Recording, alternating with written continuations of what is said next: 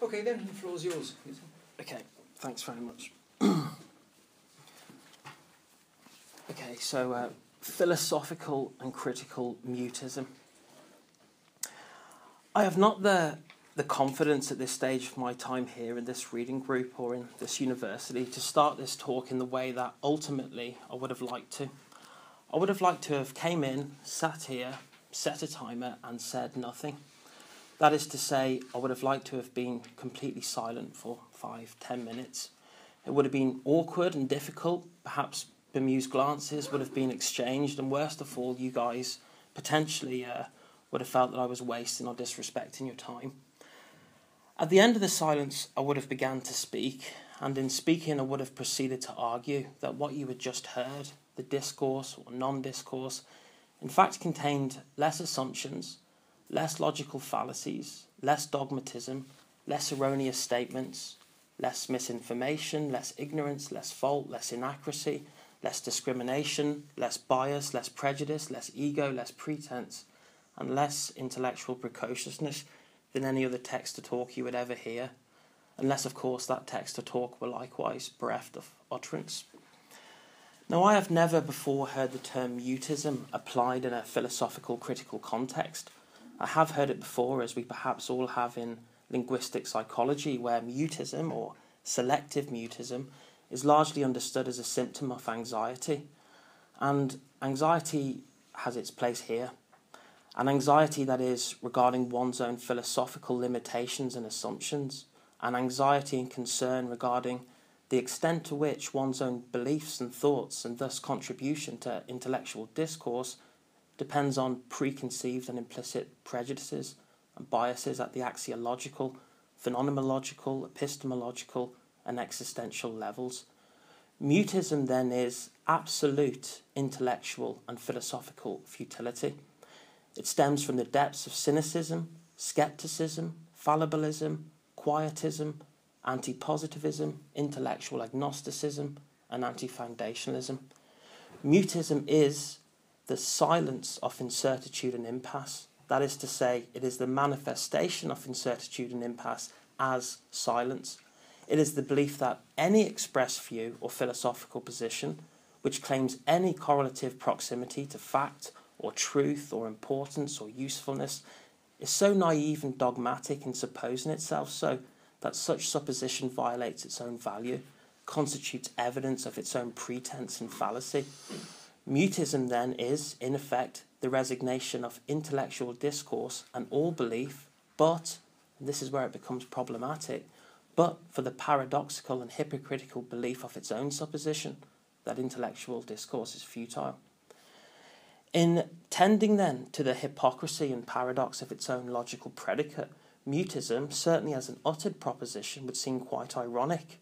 Here I am outlining in words why philosophically we shouldn't speak. There I was over the weekend writing about how philosophically we shouldn't write. So am I at ease with this contradiction? Well, one defence would be that the hypocrisy of this discourse is in itself further evidence that all discourse, including even discourse that renounces the value in discourse, embodies its own antithesis, its own logical contradictions, its own logical impasse. The ultimate improvement and means of assailing such impasse would be silence, would be mutism. But there are other objections that could be raised against the concept, one being the claim that the silence of mutism would still nevertheless be an intellectual decision, that while such silence may represent inaction, it still stems from underlying beliefs, albeit the belief that belief is worthless. Albeit the belief that belief is worthless. And that belief we cannot claim is an absolute universal or a universal absolute. Were it to possess some self-supposed correlative proximity to truth, then the concept would be invalidated, for then there would exist an absolute universal, a foundational certitude. Simply put, and I will unpack this more as I go along, if this concept of mutism, or if the virtue of silence is true, on the basis that it assumes truth in the anatomy of its own logic, then it's invalid. because the tail of its very implication, in effect, would eat the head of its own predicate and proposition. But this doesn't even scratch the surface of the complexity of mutism. Indeed, if mutism depends on the subjective belief that philosophical discourse is futile, then refutations against the concept of mutism may be levied on the basis that it is, or rather that it is built upon, a non-universal ideology. So not only then is it potentially too ironic as a concept to be taken seriously, but also it would seem logically flawed in that it wishes to avoid error, prejudice, assumption through silence, and yet the very idea that there is something wrong with, say, error, prejudice or assumption constitutes a subjective value-based assumption in itself, and this can't be ignored. It's a very strong challenge, ironically, because it seems valid. I began the talk by saying that my hypothetical opening silence, had I the nerve to issue it, would have spared you all from the poisons, so to speak, of dogmatism, error, misinformation, etc. But who is anyone to dictate, presuppose or reinforce particular values as, say, either good or bad? I often wonder, even with regards to the poisons I mentioned earlier, what makes, say, misinformation less desirable than any other kind? What makes knowledge more desirable than ignorance? What makes, say, being humble better than being precocious? Indeed, according to what universal absolute are such preferences anointed and irrefutable certitude as greater or more valid than another? Sure, we live in a society. I'm cognizant to some degree of socio-cultural intellectual norms and expectations, traditions, conventions. I'm sufficiently chez lui with the school of fish in which I swim, so to speak, to be aware that, say, misinformation isn't a commonly welcome thing, though you'd be surprised how well tabloid newspapers and various other articles sell. But if you decentralise or deconstruct the metonymy of society, or indeed any iconoclastic intellectual structure of power and the assumptions upon which they are built, whether traditionally, historically, isomorphically or otherwise, you'll return to the feet of man, that is to say, the individual or the collective of individuals. And, as I said, who is anyone to assume their values are greater than those of another? Dogmatists? I'm not saying dogmatism is wrong. Remember, I'm saying nothing. Indeed, I am saying nothing because for me it is impossible to speak or write. To speak or write, that is, if you're genuinely prepared to look under the floorboards and into the actual wiring of every value assumption and prejudice within your discourse. Now, you may be thinking, who is this hypocrite saying we should put down our pens, place a lock upon our lips, and if we're ever asked a philosophical question, to just hold out a branch or chew on the grass? But if you don't accept this position of mutism, it's because you have faith. It's because each of you have faith. Faith that is in reason, in rationalism, in logic. Faith that discourse, intellectual discourse, has some kind of value. It may not be the faith of the Middle Ages, which itself is not without its inward incertitudes, but it is nevertheless faith. So as I sit here in this room in the early 21st century, in the age we may say of rationalism, the faith you all hold, that of rationalism and that of the belief in discourse, I think it should be subject and exposed to the same rational indefensibilities as any other type of faith. To those who may wish to reject this concept of mutism and hold on to your belief in the value of discourse and all the reason and rationality you deem discourse to embody and represent in its existence, just try applying rational objectivity to what you say and write. If, in the good faith of reason and philosophical rigour, you're prepared to objectively examine every assumption you make in your writing, then every sentence you write would require its own of pre-qualification, of justification. And each and every sentence of pre-qualification and justification would require again its own of pre-qualification, of pre-justification, until in effect you would enter into an endless abyss of anti-foundationist regression, struggling to put your starting stake in any stable ground. You wouldn't be able to speak. The preventative anxiety surrounding the use of any word and the potential regression the use of that word or assertion would send you reeling into would be antithetical to the production of undogmatic discourse. Kant said in his philosophical investigations, one can speak far more of that of which one knows nothing than of that of which one knows something. Whilst this shares some of the basic concerns of mutism and perhaps drips from the same vein of philosophical anxiety, the entailment of Kant's statement is that it presupposes something can be known, and once it is, it then becomes difficult to speak of. True knowledge, for example, he may assert in his logic, would be limiting to discourse upon truth itself. As I mentioned above, the concept of mutism may be charged as being merely a derivative of a value judgment that the entirety of the silence would therefore hypocritically be built upon. But this is not the case. Rather, the silence is there to replace any judgment whatsoever, to remove the possibility of utterance at any level. Mutism is absolute futility. Explaining it, admittedly, gives birth to contradiction. If I am to attempt a career or write a book that does seek to explain it, then I may have considerable further reading to do. There has been a history of discourse upon the notion of philosophical silence, and Kant and Wittgenstein have both discussed the significance and relationship of silence to philosophy and knowledge. I believe Stanley Fish, Richard Rorty and Hegel would be relevant in this field, and I've read instances in Nietzsche's work which epitomise and encapsulate not only the type of intellectual anxiety I mentioned above, but also a type of almost paranoia with regards to interpretational truth and power constructs. Nietzsche said, all things are subject to interpretation. Whichever interpretation prevails at any given time is a function of power and not truth. All things. At the end of his Tractatus, Wittgenstein suggests that even though the analysis for words is the method of doing philosophy, that is to say, we philosophize by talking and writing, etc., the ultimate aim may be to experience silence. What we cannot speak about or know of, we must pass over in silence, he said, to say nothing except that of which can be said. Now, it's worth pointing out, when he says that of which can be said, that isn't a reference to philosophical issues, but rather the type of knowledge within the natural sciences. He says himself, propositions of natural science, i.e. something that has nothing to do with philosophy.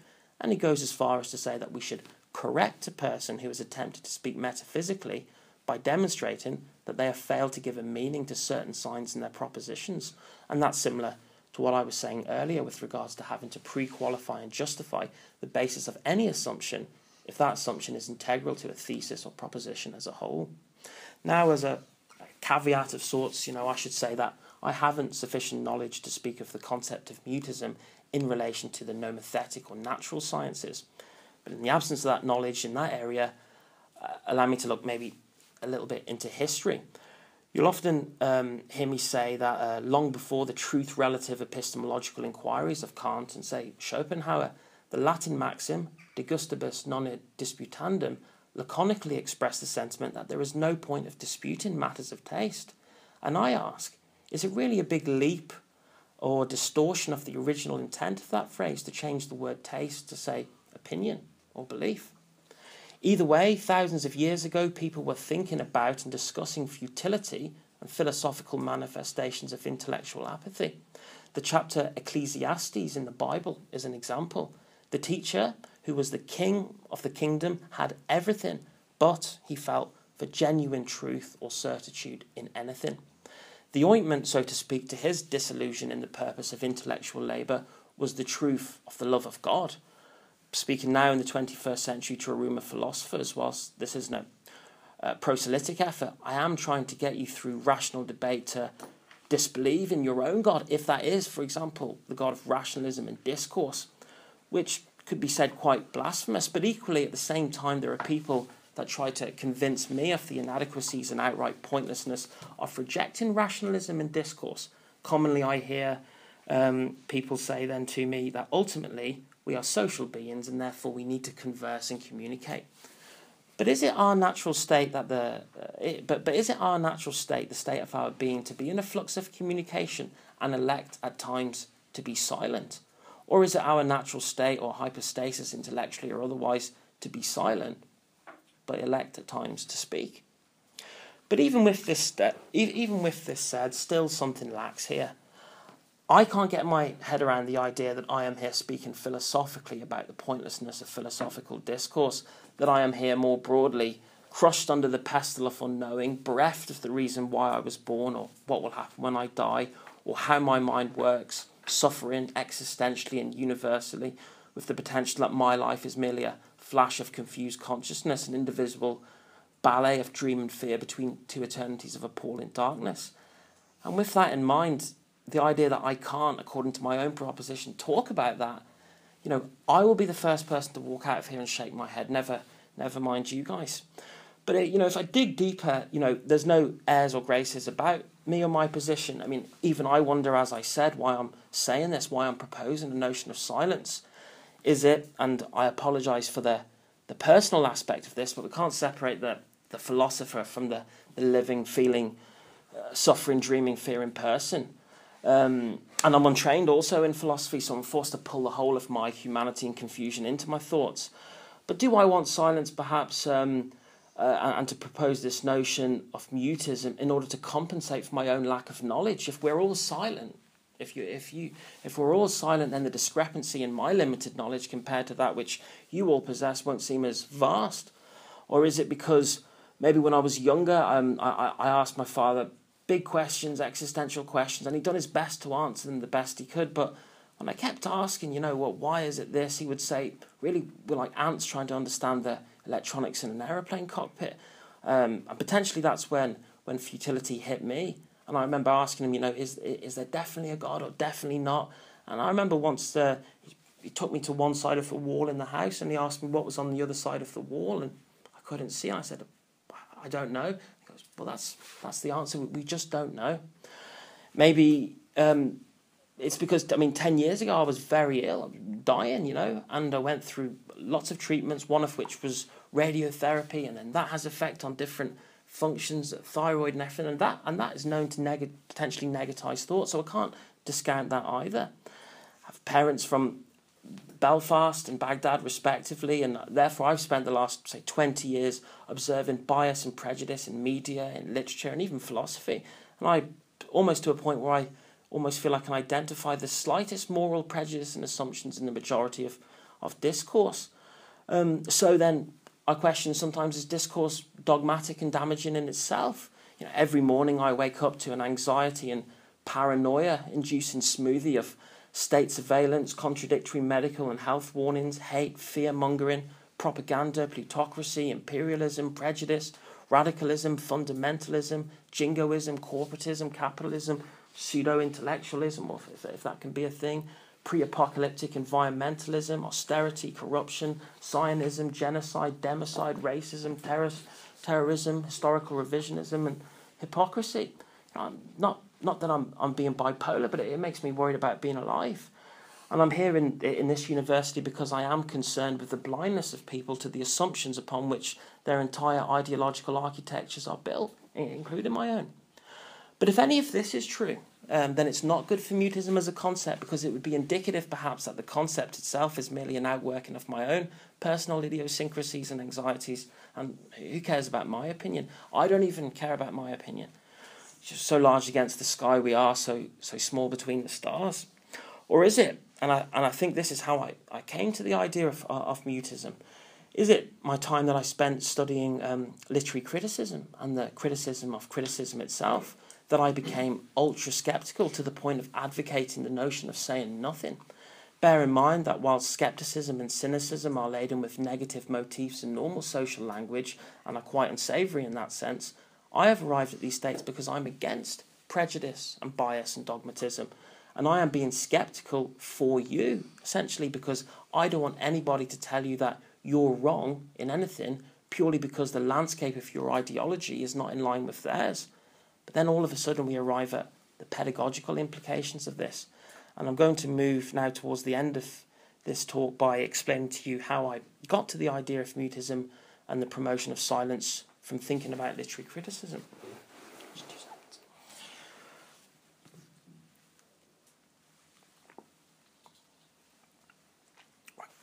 So it would seem an impossibility to assume a neutral critical position when evaluating a work of literature.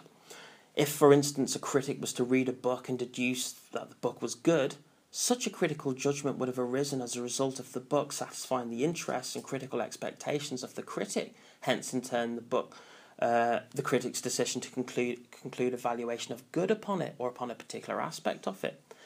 The interests and critical expectations of a particular critic, even if representing a wider critical tradition or community, do not authoritatively represent a stable, universal set of values shared by all.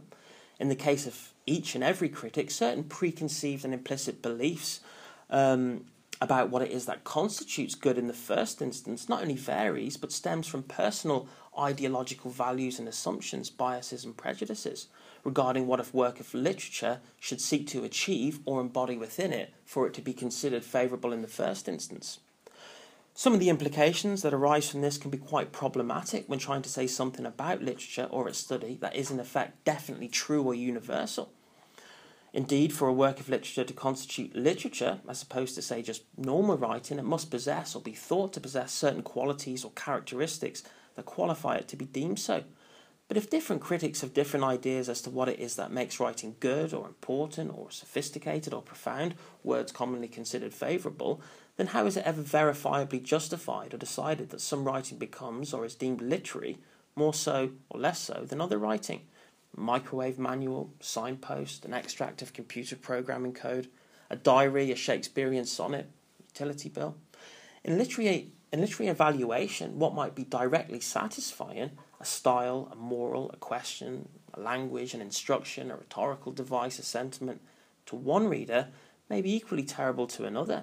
I recently heard a public librarian, there was a guy from Cambridge University, he's now a public librarian in London, and I heard him express his bemusement that a large demographic of the library's female adult membership were hungrily reading through a gimmicky summer reading challenge of books devoid of enlightening or inspiring qualities. Flat prose, he said, no tension, no drama, no consideration of the human condition. Now, I do not wish to say that the librarian is wrong in his critical estimations, for this would beg the question.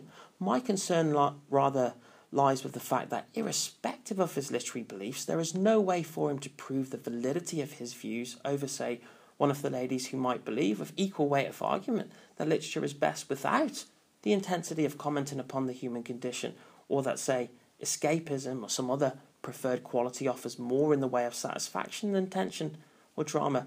Of course, the views don't even have to harbour polarisations to collide. It may simply be that tension and drama, even if they were agreed prerequisites, may be produced in different ways for some than they would be for others.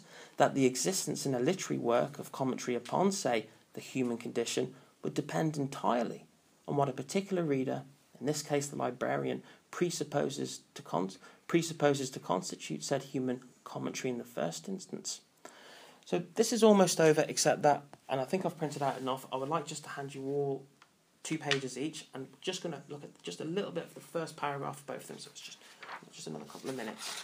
Okay, so if I take this off, there's 10 here and there's about 11 people in this room, so if I just pass one to you, and maybe you can pass it on, and then maybe on this side, and we're just going to look at the first paragraph on these pages.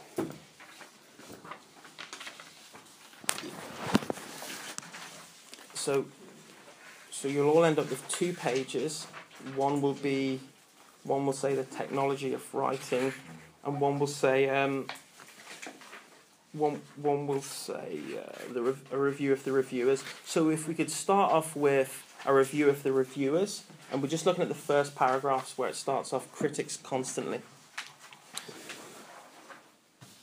Sorry if someone has to share. Okay, so This is interesting. I'm not going to talk about it because I've already spoken for about 25 minutes or so I'm just more or less going to read through it, ad-lib a tiny bit, and then the second page, so it's another 5 minutes. This is from a guy called William S. Burroughs, who is a cult sort of writer, not necessarily academic, but certainly had some interesting thoughts, including this. Critics constantly complain that writers are lacking in standards, yet they themselves seem to have no standards other than personal prejudice for literary criticism. To use an analogy, suppose the Michelin inspectors were equally devoid of consensual criteria for judging food. Here is one inspector, food superlative, service impeccable, kitchen spotless, and another about the same restaurant, food abominable, service atrocious, kitchen filthy. Another inspector strips an Italian restaurant off its stars because he doesn't like Italian cooking. Another would close a restaurant because he disapproves of the chef's private life or the political opinions of the proprietor, or complains that the chicken on his plate is not roast beef.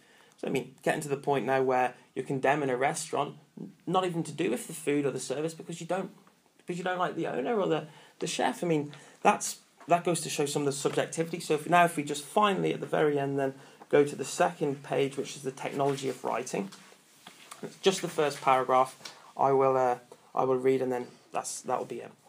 So again, when Anthony Burgess was teaching his course in creative writing, a student asked him, "Why should you be up there teaching writing and not me?"